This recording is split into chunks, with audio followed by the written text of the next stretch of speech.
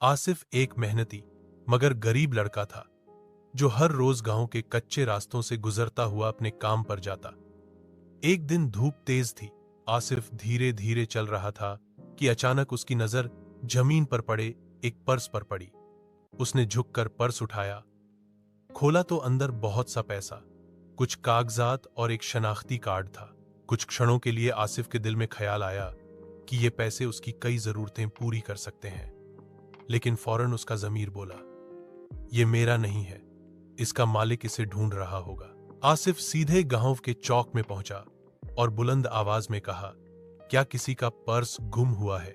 लोग जमा होने लगे, मगर कोई आगे न बढ़ा। कुछ देर बाद एक बुजुर्ग व्यक्ति तेजी से आए, पसीने में शराबोर और सांस फूली हुई। जैसे ही उन्होंने पर्स देखा, उनकी आंखों में आंसू आ गए। वह कांपती हुई आवाज में बोले, बेटा, यह पर्स मेरा है। इसमें वह पैसे हैं जो मैंने अपनी बेटी के इलाज के लिए जोड़े थे।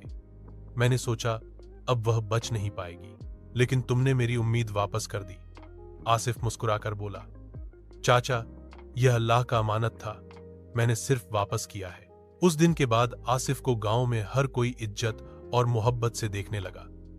लोग अक्सर कहते, दौलत से नहीं, सच्चाई से इंसान अमीर बनता है।